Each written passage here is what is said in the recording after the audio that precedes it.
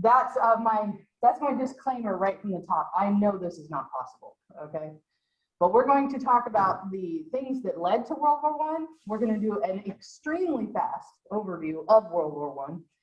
And then we're going to talk about what happened as a result of World War I, all in this one class period today. What do y'all think? All right, okay, so let's go. The easiest way to remember the causes that lead to World War I is a mnemonic device. Am I sharing? Yes, I am. Okay. Is a mnemonic device I call Mania. Okay, this is what lead, and I didn't invent this, but this is how you remember the things that led to World War I. Okay, there's a combination of effects, and we've studied each of these. We've taken our time kind of studying each one of these trends individually a little bit. So I know that I'm not catching you completely off guard with all of this stuff. But the trends that lead to World War I, simply put, are militarism, alliances, nationalism, imperialism, and then assassination. Okay, so militarism. With the Industrial Revolution comes an entirely, everything that happens in innovation eventually leads to how to innovate war. So every invention, eventually somebody looks at it and goes, could we fight with this? The same is true of everything in the Industrial Revolution. As it becomes easier to make interchangeable parts, it makes easier to make more weapons, and so stockpiling weapons becomes the thing that's easier. Innovating weapons, making rifled muskets instead of just muskets. You all know what rifling is? Do you all know what that is? No, it's something you do to the inside of a barrel so that it spins, so that by the time it exits the barrel, it's in a tight spiral, which makes it go further and more accurate. Okay, so that's Football. What rifling is. Like a football. Yeah, exactly. Except I don't play sports ball, so I can't use that metaphor. But it makes it go into a tight spiral. And American innovation has led to the rifled musket because they had a little bit of a clash in the 1800s that led to several innovations in weaponry. Anybody remember what it was? Civil War. Huh? What? The Civil War, right? They developed it. They had a war right in the middle of their Industrial Revolution, so they had lots of innovations on the field. These translate back over into German Industrial Revolution, Russian weaponry a little bit, but not so much. Russia takes a long time to catch up. British innovation. We end up with all kinds of weapon making. We also have the Germans trying to catch up with the other imperial powers. So we have like the Tirpitz plan to catch up with the British Navy, which we talked about during Carving Out Africa, when we were talking about this emperor who wanted to catch up with his cousins and like have as buff a navy as they did, and in so doing discourage them from attacking, maybe encourage them to form alliances. This is also the beginning of something that we actually weirdly haven't seen much of before, which is standing armies. Germany especially, having been taken over by the Prussians and united under the Prussians, invests in a standing military, which means a military that exists even during peacetime. And believe it or not, that doesn't happen that much. There are police forces and there are officers in training, but the idea of enlisted privates and corporals actually making a career out of being in the military, that's new. So all of this kind of happens during this time. And they grow these militaries and then they sit there with them and don't do anything with them, which irritates people. I don't know if you know, sitting there with a bunch of military opportunity and no way to use it. Germany, Otto von Bismarck had this theory that if Germany wanted to be powerful, it needed to always be in alliance with two other major powers. It always needed to be part of an alliance, and it tried over and over again to do that. Again, history of Nazi Germany, great class. The League of the Three Emperors was Germany's attempt to make friends with France and Russia at the same time, which worked for a while. But then France and Germany got into a fight, and Russia came in on the side of France instead of on the side of Russia, and so they ended up kind of breaking up a little bit. They had the Triple Alliance, which was Germany and Austro-Hungary, and then as the other European countries started to settle Africa, Italy joined them, just sort of out of self-defense because otherwise they would be surrounded. And so that's the Triple Alliance. And in response to the Triple Alliance, Russia, France, and Britain made friends, and that's the Triple Entente. Okay, so all of these alliances, which you don't have to remember exactly who they are, but all these alliances mean that escalating, they're escalating deals. It's like, I want to be in an alliance with you. Well, what are you going to do if you're in an alliance with me? Well, we'll trade a lot. Oh, I can do better than that. All right, okay, well, if anybody attacks you, I'll be there for you. If anybody attacks you, you'll be there for me within 15 days. Okay, sure, yeah. So are we in an alliance? Yeah. It's an escalation in terms that results in alliances that are impossible to get out of and require action on your part pretty much right away as soon as something goes wrong. Okay? Nationalism. We talked about nationalism quite a bit, actually. Nationalism is that spirit, that idea that your country is its own person and has its own destiny, and that defending that country, defending that nation should be a higher priority to you than anything else. And we see nationalism in the end of the 1700s and the early 1800s. We see it really rise up after Napoleon. It crosses the countryside, and suddenly people are like, the reason why Napoleon's forces were able to defeat other forces is because they were French, not because of their loyalty to a crown, but their loyalty to their country. And we could have that too. And now we have Germany establishing itself as a country instead of as a stew pot of little tiny kingdoms, millions of them, well, hundreds of them. We have Germany forming an empire and then having to, pipe this idea of nationalism. We are a country, we are German, and that makes us special somehow. But we also have nationalism in the smaller places too. We have, Serbia and Bulgaria, and I don't have a map of, do I? No, of course I don't. But the Ottoman Empire is falling apart, and as it's falling apart, the remnants of the Ottoman Empire are declaring themselves nationalistic. The Bosnians, the Serbians, they're actually grasping onto this idea of we are a separate country and we have our own destiny, and we have right to chase that destiny. Okay, we talked a lot about imperialism, these bigger powers that are reaching out and colonizing and are kind of bumping into each other as they do it. There isn't that much left of the world that doesn't already have European influence in it. They basically took Africa and carved it up like a cake and gave it, to each other. And now they're up against each other in every part of the world. Their trading routes are bumping into each other. You all saw a little bit of the ugliness that can cause this week with the Suez Canal, right? Yeah. I mean, did any of y'all actually go and look at the aerial photo of the ships all clustering around the Cape of Africa and stuff? It was brutal. Yeah, Mom got it. Like yesterday. Yesterday they got that. Anyway, so but that crowdedness starts during this era. It starts with the major European countries fighting over everything that they could possibly get their hands on. And your worth as an empire was based in how much of the world you had influence over. So that rush and that crush to grab.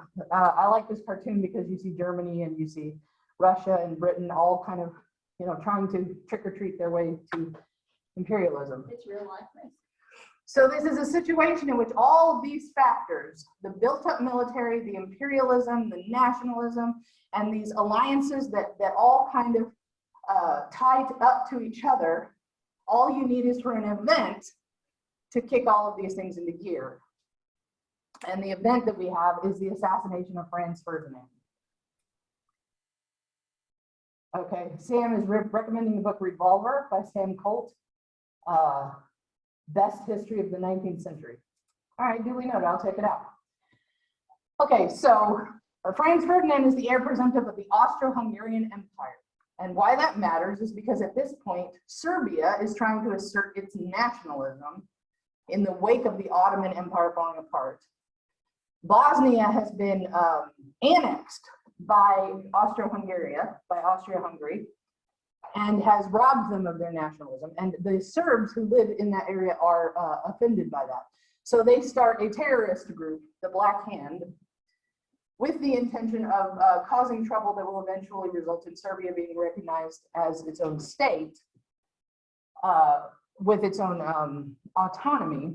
The most botched assassination. Well, no, it was actually, it was the most, it was an oddly confusing event in which the plan didn't go the way that it was supposed to, but the guy still got assassinated. So the point is that, that when this heir to the Austro-Hungarian throne was killed, it kicked all of the alliances off, okay? So I want to be able to summarize everything that happened, but I want to do it with like awesome graphics and maps and stuff. And since I can't, I'm going to let somebody else. So we're going to watch a video, okay? I don't know. I had stumbled on this video like a really long time ago. This is going to take about 15 minutes of class time, and that's how we're going to get through the entire war in one class. Okay? The world of 1914, a Okay. time of modern technology, culture, and fashion. Zoom, can y'all hear that? People on Zoom, I can hear it, but you took it off Zoom. You need Yeah. to share the video. okay. You need hold to share the on. video through Zoom. Just a minute, just a minute. I think I'm sharing my PowerPoint instead of sharing my screen. Yeah, you got to share the video. Like, is it? There. Christmas looks really comfy at home right now. The world of 1914, a time of modern technology, culture, and fashion. Truly the height of civilization. Let's have a war. Everyone knew a big war was coming. France wanted some stuff back that Germany had taken from it. Germany wanted to take more of everyone's stuff, and they were building a big, sexy navy that was making the British uncomfortable. These two empires thought they were really cool, but lots of different people who lived there didn't think it was so cool. And some of them had even been declaring independence with help from Russia. Everyone was talking about each other behind each other's backs, throwing the fact that military technology had come a long way since the last major war, and suddenly everyone was pretty eager to beat each other up. In this area of Austria-Hungary lived some Serbs and Bosnians who hated living in Austria-Hungary. So the Austro-Hungarian Archduke Franz Ferdinand goes there for a nice drive in an open-top car with his cars republished in advance. And that went just about as well as you'd expect. Some assassins were waiting for him along the way and threw bombs at his car, but they missed and blew up some officers behind him instead. So the Archduke goes into hiding, leaves Sarajevo, and the whole war never happened. Except no, the Archduke doesn't leave, but instead goes back out in the open-top car to visit the injured officers in hospital. The driver takes a wrong turn and by sheer coincidence gets stuck beside one of the veiled assassins, who shoots him. Austria-Hungary is understandably pissed about all this, and they think the Serbian government had something to do with it, which they might have. So they go to their ally Germany and say, hey Germany, we're going to declare war on Serbia, and Germany is all for that. So Austria-Hungary send a big list of impossible demands to Serbia, and when Serbia refuses, they declare war. Austria-Hungary and Germany are friends, and Serbia is protected by Russia, who's friends with friends, so they all declare war on each other. Montenegro joins in too. France and Britain also have a kind of alliance. So when France says, hey Britain, you got my back? Britain is like, maybe. Then they decide to stay out of it, which is great for Germany because Germany has a plan. They know that Russia is so big and clumsy that it will take them a while to get ready for war. So with this guy in charge, Germany will send all its troops into France at lightning speed while Russia's getting ready, defeat France, then move all the troops to Russia and defeat Russia, and then we all speak German and eat Pfeffer Potast every day. Just one problem. France has loads of forts and defenses along its German border, and Germany can't waste any time fighting them. So Germany decides to go around them through Belgium. Belgium is neutral, but Germany wants to march 750,000 troops through it to get around France's defenses. They're hoping Belgium will just kind of sit down and shut up, but they don't. They fight back, and they're pretty good too, so they slow the Germans down. What's worse is that Britain shows up, and they're pretty pissed that Germany's invading neutral countries. So now Britain declares war on Germany. So Germany push on through Belgium and commit some atrocities along the way. They also wear spikes and sometimes skulls on their uniform. So if you're trying to not look like the bad guys, good job. The Allies have a propaganda extravaganza, and this starts having an influence around the world, notably in America. The US President Woodrow Wilson sees himself as a bit of a Jesus figure and spends most of the war trying to get everyone to just hug it out. But there's also a large population of ethnic Germans living in the United States, and when the war first broke out, they were like, yay, Germany. But now that they're committing atrocities in Belgium, they're less enthusiastic. Let's play Spot the French Soldier. Did you see him? Easy, right? He's wearing a bright blue uniform with red trousers. And do you know who else spotted him easily too? The Germans. So when the French were slowly marching in columns through the countryside, the Germans easily tore them to shreds with their giant guns. All the nations involved in this war went in with an old school war mentality, and all of them had to update their uniforms and tactics a lot during the Great War. Because this war was going to be like nothing anyone had ever seen before. Russia's ready for war, and way earlier than expected. Hey, Austria-Hungary, can you get on top of that? Oh yeah, sure, we've got this. Nope. So Germany has to send some troops back to the east to defend against the Russians. The chief of staff of the Austro-Hungarian army is this guy, and although he is handsome, he turns out not to be the best military strategist. Austria-Hungary constantly ignores Germany's advice, and then comes running back to Germany whenever they get in trouble. Austria-Hungary even gets its ass kicked by tiny Serbia, who repels all their invasion attempts at the start of the war. It's better news for Germany in the north, though, where they almost completely wipe out the Russian Second Army. Back on the Western Front, the Germans continue advancing and are in sight of Paris. At this point, anyone would be forgiven for thinking the Germans were going to get that quick victory after all. But then things start to go wrong. The French commander-in-chief knew something had to be done, and he ordered his armies to stop retreating. In the resulting battle, a gap opened up in the German lines. If a gap opens up, the enemy can use it to flank you from the side and behind, so the German armies have to retreat. The Allies launch a counterattack, so the Germans dig into defensive positions. The Allies do the same. Then both sides move north, trying to outflank each other along the way. When they reach the sea, they're in a stalemate with trench systems running the whole way from the coast to Switzerland, the beginning of trench warfare on the Western Front. Here's how trench warfare works.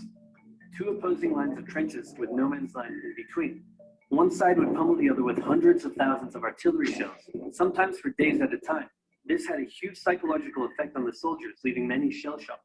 Then, the attacking troops would leave their trenches and rush across no man's land, a muddy wet mass of shell craters and barbed wire. The defending trench would unleash machine gun fire on the attackers, inflicting thousands of casualties. The attackers would send wave after wave until either they gave up or the opposing trench was finally overrun. There would be months of fighting and the deaths of thousands in order to gain a few meters or kilometers of land. Living in the trenches was hard work too. Corpses, mud that could swallow you whole, pools of poisonous water, rats, disease, the smell. It's insane that millions of soldiers put up with these conditions, and commanders ordered them to do so for years. Okay, You can still see some of the trenches. Yep. Satellite image. okay, we're gonna watch part two. Anybody have any questions before we do that? I'm sorry about the volume inside the classroom. If you want to move closer, you can, but this is literally as much as I've got. I tried it with the system and it's not working. So.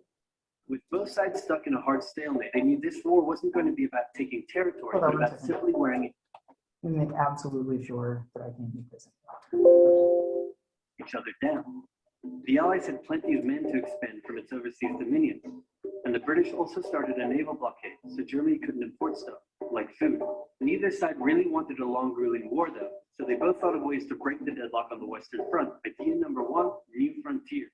When the war first broke out, Australia was quick to take German New Guinea.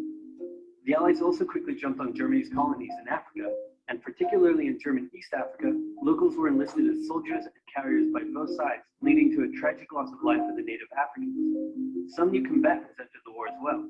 The Allies' new friends were Italy and Japan. Japan was busy building itself an empire, so it was more than happy to take away German islands and colonies in East Asia.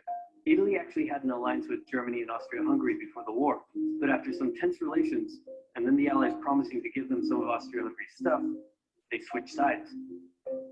Italy opened up a front in the mountains here, but like everyone else, they were stuck in stalemate for most of the war.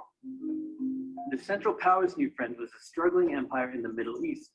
The Ottoman were divided on whether to actually join the war or not, since they had been exhausted by the recent Balkan wars. Some of the politicians who did want to join went off on their own and fired some shells at Russia, and then came back and said, whoops, looks like we're at war now. The Ottoman entry into the war was of particular concern to the British, since the Middle East was full of oil, and Britain wanted all of that oil. First, the Ottomans tried to attack Russia in the Caucasus Mountains, but they weren't prepared for the cold, and many of them froze to death. Then they crossed miles of desert to take the Suez Canal from the British, but that failed too. Then the Allies tried to take the Dardanelles at Gallipoli in a long and hard trench warfare campaign, but that also failed. The Ottomans blamed their initial losses on the ethnic Armenians living within Ottoman territory, and the resulting Armenian genocide led to the deaths of 1.5 million people. Then the Germans sent spies into Afghanistan to try to convince the Arab tribes there to rise up in jihad against the British and attack India. But that plan failed, partly because the spies got bored, brewed their own alcohol, and got drunk, which is a bad thing to do in Afghanistan. All these new frontiers hadn't done much to change the war. Aware that the Allies had more men and supplies than them, the Germans knew they had to do something to break the stalemate. Before the war, there was a big conference that set out the rules of modern warfare. No chemical weapons, no killing civilians. Basically, don't be jerks. The Germans held a meeting and decided to be jerks. Zeppelin air raids commenced over British cities. They also started attacking the Allied trenches with chlorine gas, and they used submarines to sink civilian ships.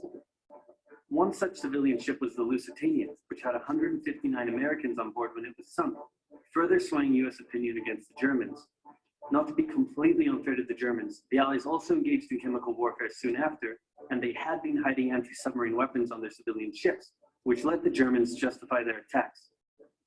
Meanwhile, Austria-Hungary still hadn't dealt with Serbia, so the Central Powers enlisted some help. Bulgaria wished it was bigger and was still bitter about losing the Second Balkan War. The Central Powers promised to make all of Bulgaria's wildest dreams come true if they helped, so they signed on, and together they knocked out Serbia. The Serbian troops retreated through Albania, which was neutral but had some ties to Austria-Hungary. So Austria-Hungary entered Albania in a friendly invasion to chase down the Serbians, many of whom escaped by sea.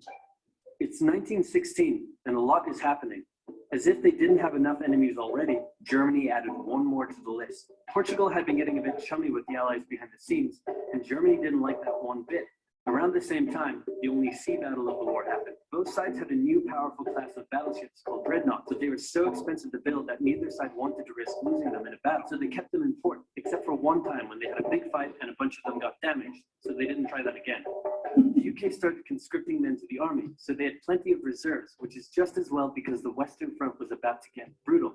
The longest and one of the bloodiest battles of the war started when the Germans launched an attack around the French city of Verdun. The French defended it desperately, leading to hundreds of thousands of casualties. Under pressure, the French called on its allies to do something to draw the Germans' attention away. So the British started their own long and brutal fight, the Battle of the Somme, with 60,000 British casualties on just the first day.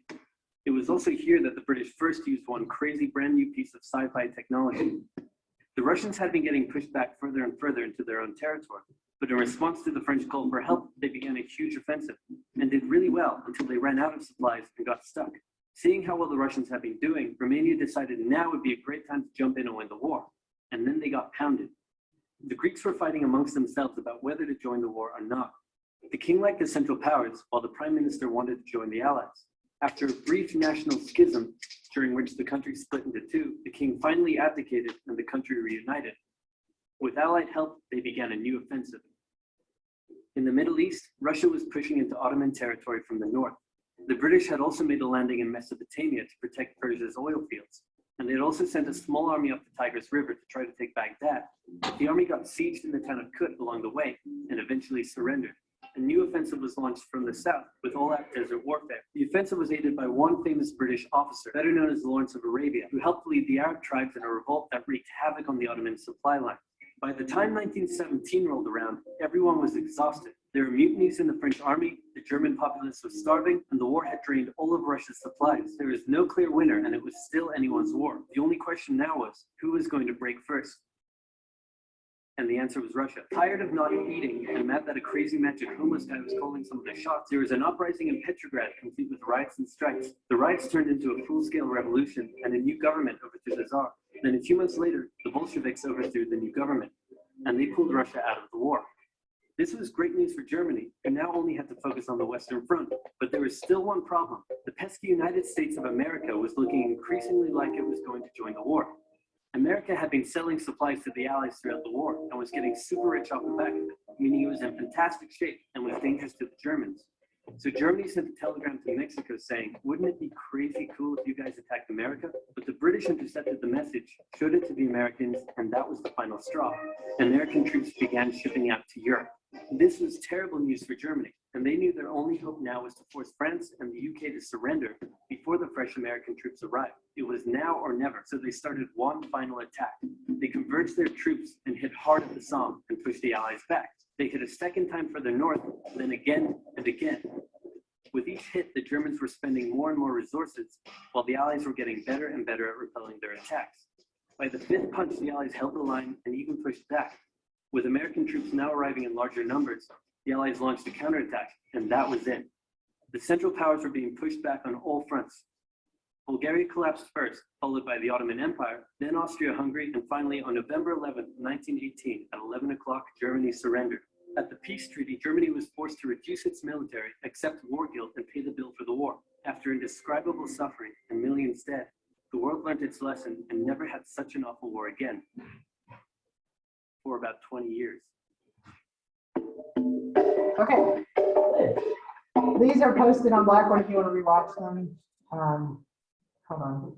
That's not what I meant to do. This is what I meant to do. Okay. These are posted on Blackboard. This video was made possible by Skillshare. Okay. Sorry. We are in, let's see, section 3, collision. This week, and World War I oversimplified, that should be available to you all to watch now. Don't watch it now though, because we're not done talking about this. I just wanted you to have a nice big overview of the entire war so we could talk about kind of what we wanted to talk about instead of having to cover everything first. So a couple of things that you definitely need to take out of what we just saw. First of all, one thing that doesn't come very clearly through that is how fast everybody thought this war was going to go. One of the reasons that, and it gets declared very quickly. It gets declared in a matter of days, okay? And Wilhelm actually contacted Tsar Nicholas and asked him to reconsider because he said this is going to happen very quickly. Part of the reason for that was because every country that participated, every large country that participated in it, because of their militarism, believed that they were going to wipe the other guys out really fast. You see, Britain had just invested in all of these really nifty new guns that loaded in such a way that you could fire multiple shots in a minute, like one shot after another, like, you know, automatic weapons almost. I mean, really fast loading weapons. They had just invested in that, and they were going to use those in this battle. They were going to take those to war. And when they arrived on German soil, they were going to basically wipe out the Germans. And then the Germans would surrender and say, sorry, we'll give you back Belgium. We apologize. And that would be that, okay? The Germans had just invested in these weapons that fired multiple bullets per minute and had, like, you could feed, you know, ammunition through them and they would fire really quickly. And so they were going to meet the German invasion with these new weapons. And as soon as the Germans saw them, or as soon as the British saw them, the British were going to retreat and say, okay, you can have Belgium because, you know, they had these new weapons. You see the problem? Yeah. They all actually, and France had too, they had all invested in new weapons technology and thought that they were the only ones that had. And so they arrived on the battlefield expecting a pitched battle, the one like the ones they had during the Napoleonic Wars. And they expected to basically mow down their enemies and say, okay, that's it, you know, surrender. Everyone expected to be home by Christmas. This war was declared in August. Nobody expected it to last past December. But when they arrive on the field, they realize that everybody has been investing in their weapons. Everybody has been investing in new weapons technology. Everybody has new artillery that fires over much greater distance howitzer. Now, if they had been paying attention to what had been going on in America, they would have been more prepared for this because we often refer to World War I as the first time we have trench warfare. It's not. We had trench warfare in the Civil War, okay? Because those rifled barrels on cannons meant that artillery went a lot further and was far more accurate, which means that the only way to take shelter is to dig yourself into the ground, is to build up fortifications on the fly on the battlefield. That was something they hadn't done in the Napoleonic Wars. You marched out your troops, they faced each other. As long as I'm standing a certain distance away from you and that distance is still highly visible, there's a good chance I'm going to miss. And that even if I do hit you, it's just going to wound you. So in order for us to do any real damage to each other, we have to stand pretty much opposite a small field from each other. That's the warfare that Europe has been used to. That's the last time they had a major land war. That's what they had. America had the Civil War, and they found out very quickly that, you know, artillery that fires over a long distance and rifles that are more accurate because they're, you know, rifles, not just muskets, causes people to take shelter and hide and dig in fortifications. So trench warfare was something that they would have been prepared for if they had been paying attention to the Civil War, but they weren't. The Schlieffen Plan was something that came out of Germany's standing army. They had been thinking about for quite a while, what do we do? Pretty much ever since Russia and France formed an alliance together, Germany's been sitting in between the two of them going, what do we do if they both attack us at once? How do we survive that situation? And the Schlieffen Plan, the idea is we very, very quickly attack France and wipe out as much of France as possible and then turn around and attack Russia. Okay, that's the Schlieffen Plan in a nutshell. So they have very limited time to put this plan into action. They have to do it basically on day 2. If they don't, then they lose from the beginning. They have to roll through Belgium, over France, take Paris, and then be able to turn around and face Russia. And that's the only way that Germany stands a chance. So they do it on day 3. They invade Belgium, basically. So everybody thought that this was going to go very quickly. On your PowerPoint, there is a timeline. There's no point in having a timeline to World War I because it's like, oh yeah, that's it. That's what happened. Really simply. But I put it up there anyway. But the thing that surprised all of the troops as they participated in World War I was how many times they found themselves in stalemate. How many times they couldn't push any further against their opponents, and their opponents couldn't push any further against them. The conditions that this created, the stalemate conditions that this created, wiped out an entire generation of men. I mean, there's a population gap where World War I happened in the European male population, because this experience of stalemated trench warfare, that even if you're not making progress, even if you're not firing on each other, you're probably still dying in your trenches because the disease was so bad, the sanitation was so bad, the food supplies, hypothermia was bad. So even if you're going several weeks without a bullet landing anywhere near you, you're still probably dying in the trenches. And then when you add chemical warfare on top of that, the Battle of Verdun lasted from February until December. And during that time, they spent the whole time in trenches facing off across a no man's land at each other. There's a scene in Wonder Woman, I guess. Did y'all see Wonder Woman? Where they sort of talk about that they can't.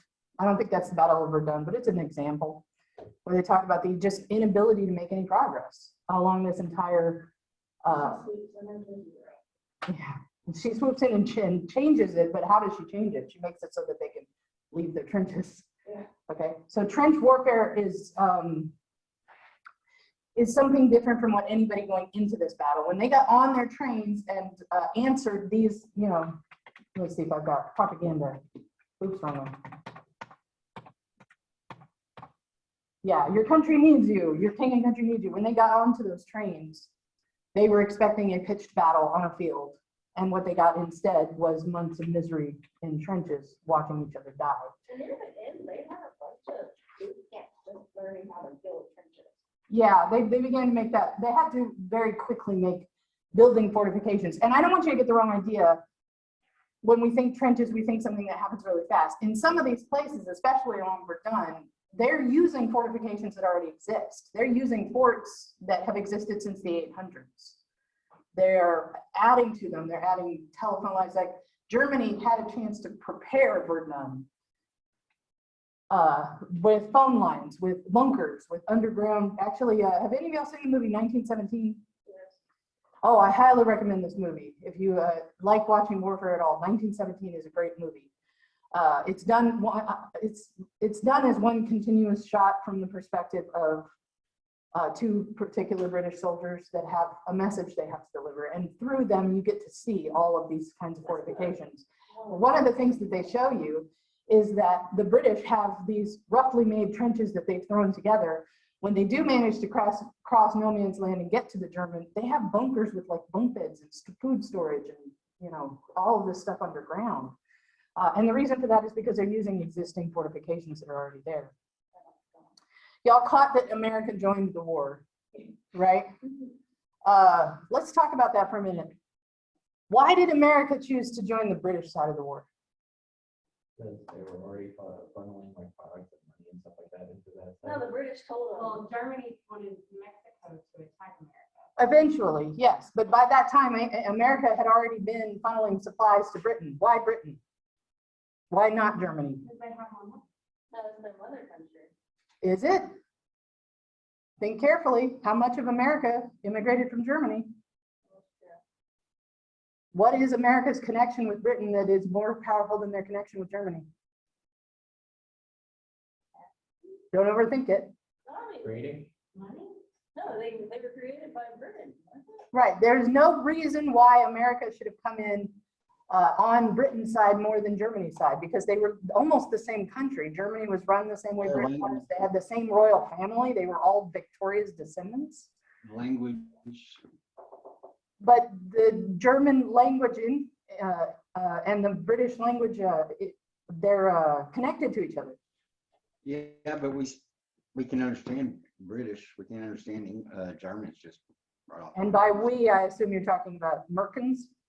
Merkins, yeah. Okay, I'll give it to you very simply. The reason that America probably entered the war on the side of the British was because geographically, Britain's closer. The trading route from America to Britain is a straighter shot than the trading route from America to Germany. I mean, also probably they had the embargo. They did eventually. Well, right, but I mean, that would also make it easier to trade with Britain. than to trade with All right, so why continue then? Why continue to support Britain? If that's the only reason, if you did no ideological reason to support Germany, they're literally the same parliamentary monarchy. They're the same system. There's no great evil German that needs to be defeated as opposed to the noble Brit that needs to be defended. There's no difference between these two countries. Doesn't Britain have the oil?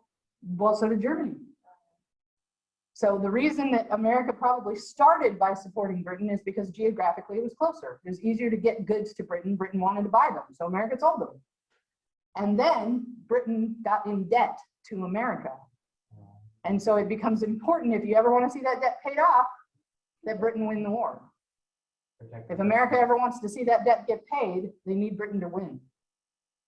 That's a pretty pessimistic look at what happened, but when you look at like the sinking of the Lusitania, there's a case that can be made that America knew that the Lusitania was going to get sunk, and that by sinking the Lusitania, they would have a piece of what they needed in order to provide more support to Britain, so that they would be coming in on a side and then, you know, rooting for that side and then seeing that side win, which ultimately is what happens, because when Germany gets spooked by the prospect of America upping its support, they actually send the Zimmerman telegraph, which says to Mexico, do y'all want Texas back? Because we could maybe help with that.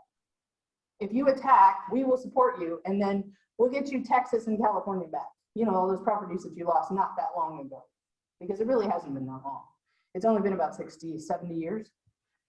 70 years? Yeah, it hadn't been that long. So, wouldn't you know, like, so, and that telegram is intercepted, and then America has exactly what they need to join the war. Germany is trying to overthrow us from, you know, the south. So, but. Well, the Germans had not ever met Texas Rangers. Yeah, they were probably making promises that they wouldn't be able to keep. They met them eventually.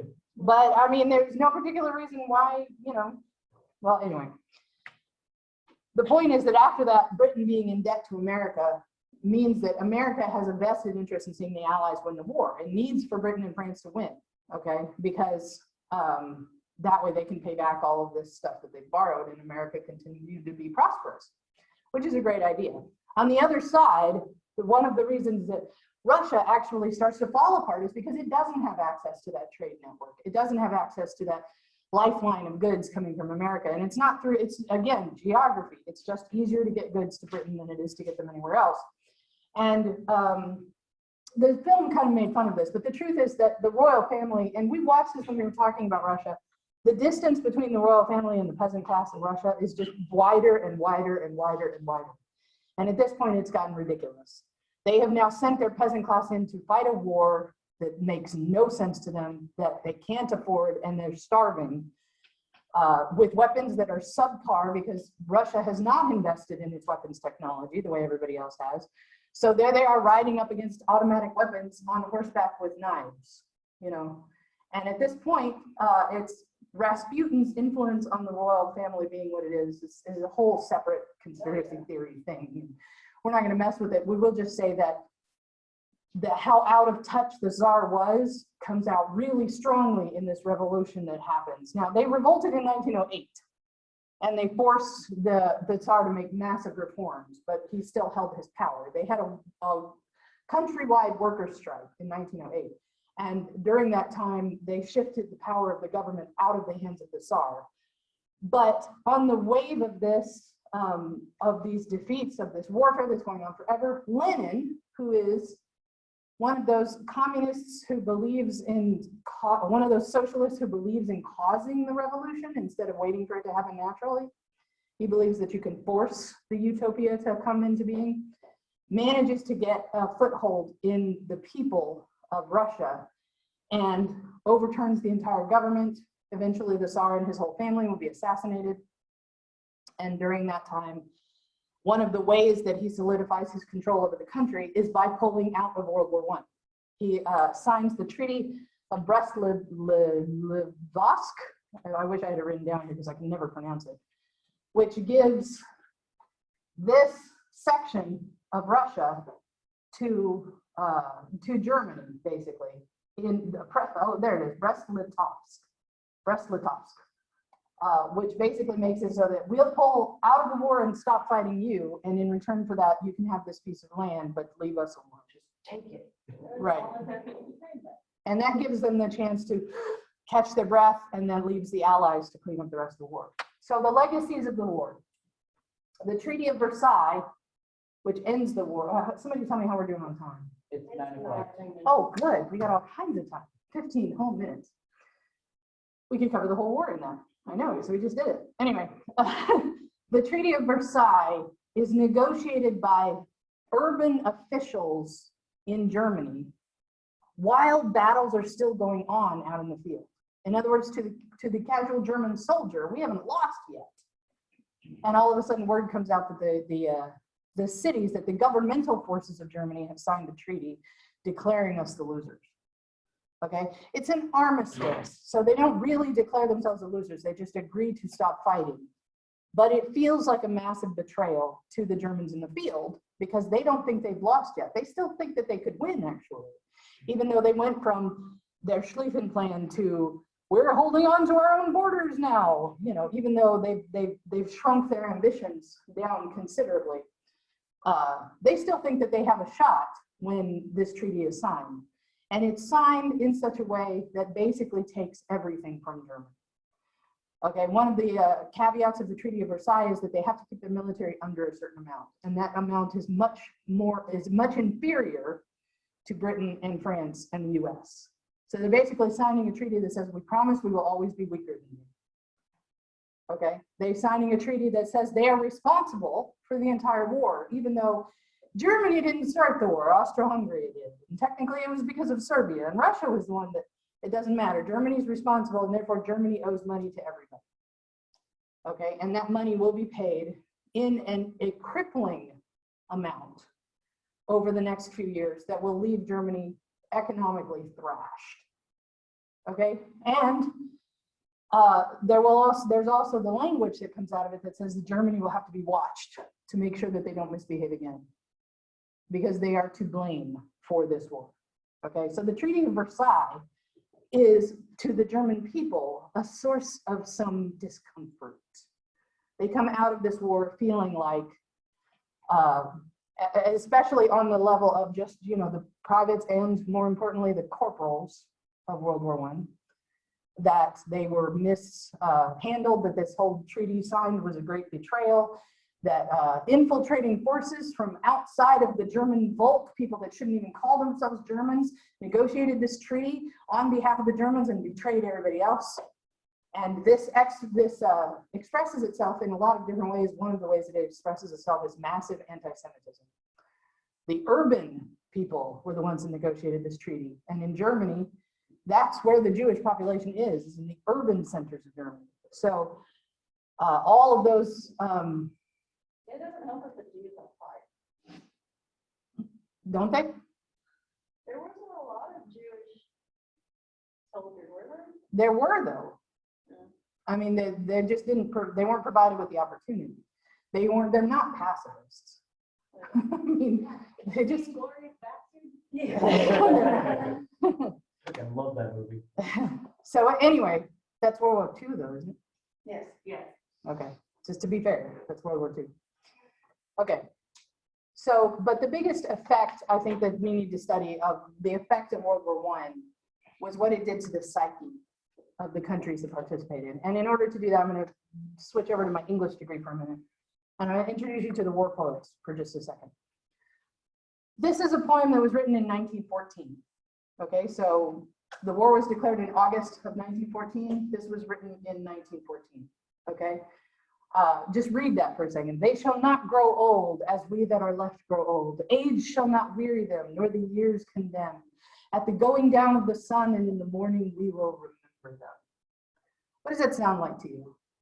That's part of a much larger poem where they're talking about the soldiers that have died in the early actions of the war, written by a poet who hasn't been there. Okay, and these words are inscribed on like monuments and stuff. But what does that sound like to you? We're not gonna make it. Say what? They're not gonna make it. Okay. What's the emotion behind it? Romanticism. There it is. Okay. It's very romantic. It's very heroic, noble, right? It's a feeling of honor for those who have fallen, the brave souls. What's the point of writing a poem like this for people who've died? To inspire emotion. To inspire emotion, to inspire recruitment, to inspire other people to seek that glory and honor for themselves. Do memory to their service by offering yourself as well. You know, the point of this category of writing is to glorify what happened on the field, to make it empty chairs and empty tables, the red and black, you know, all of this stuff, just to really glorify. Okay, this is a poem that was written in 1921 by somebody who was there. You want me to read it all out? Does that help? Jeez Louise.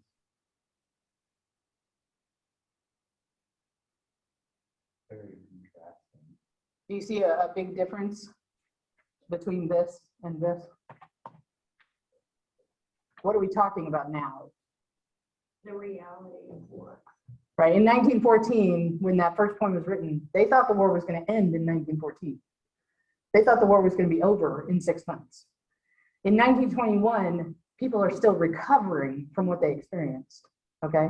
The war is over, but it's not over. For some people, it will never be over because they bring back with them the horrors of what they experienced. And in the wave of new literature that happens, it's impossible for governments to keep a lid on what happened. One of the places we see this is, anybody remember that we've been in the middle of a pandemic, right? Yeah.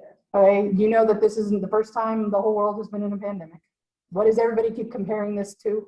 The Black Plague. The what? The Spanish influenza. The Spanish influenza. Anybody know why it's called the Spanish influenza? They brought it back. Nope. It started in the trenches in Europe. Okay, the Spanish influenza actually started in the trenches in Europe, but newspapers were not allowed to say that the trenches were a place where people got sick, because that would have, you know, because, you know, morale and stuff. You want to keep the message positive. You want to keep the message on honor and glory. The Spanish flu actually started in the trenches in France and Germany, but the papers in Britain weren't allowed to say that. But it was also spreading through the urban areas of Spain, and they were allowed to say that. So this thing that we call the Spanish flu actually started in the trenches. So one of the things that happens as a result of World War I is that the psyche of the entire European world is damaged. An entire generation of people is damaged by it. And as a result of that, expression about the things that cause damage begins to find voice. It begins to find exposure. And people begin to talk about war for what it really is instead of romanticizing it, which will be cool when World War II comes around and they need people to be romantic about war again. Don't you think? Yeah. There's a reason why it takes so long for World War II to kick off. There's a reason why Hitler is able to get as far as he is before the European countries rally to stop him. And that has a lot to do with this. It has a lot to do with how badly damaged the psyche of the countries were by World War I. Somebody on Zoom has a comment? No, that was me on it. Oh, okay. Okay, so that's as far as we're going to get to cover World War I think. Y'all feel comfortable with the amount of coverage that you got? I know that there's so much information here, and that for history majors, we want to stop and we want to know more, and that's great, and I encourage you to. I point you towards resources. There are millions of them. If you do watch 1917, remember you can write a paragraph about it and get extra credit for that, and I highly recommend it as a great way of looking at what these men were putting up with. It's really well done, I thought. So I have a question. Yes. Have you seen Peaky Blinders? Have you I watched 2 episodes of it. Okay, well, it kicks off right after. They never say which war it was, but Yeah, but it's this that one. war that they were talking about, in the trenches, Mhm. and there's a lot of open eviction and stuff like that. Yeah, that and the atmosphere around Peaky Blinders is actually pretty dark. In the inner city areas of Britain, there's a lot of darkness in those areas. That's not all due to the fact that an entire generation of people just came back from World War I, but it does have an effect. Yeah, that's the one with PTSD. Yeah, this is the first time that we actually start talking about PTSD as an actual thing. And even so, they don't get into it until World War II. They have other names for it, Huh? Shell shock. Shell shock. Yeah, they have people who are shell shocked years after the battles and they wonder why. They have people who are just damaged. And George Patton got in a lot of trouble slapping a soldier for having PTSD. did he? Yes, he did. He had Probably not as much trouble as he would get into now. to apologize in front of the entire army. Yeah. Well, it's a real thing, PTSD. So, yeah, I mean, it's a shame how we have to find that out, but it's a real problem. Any other questions about World War I? Because World War II is going to be way more fun.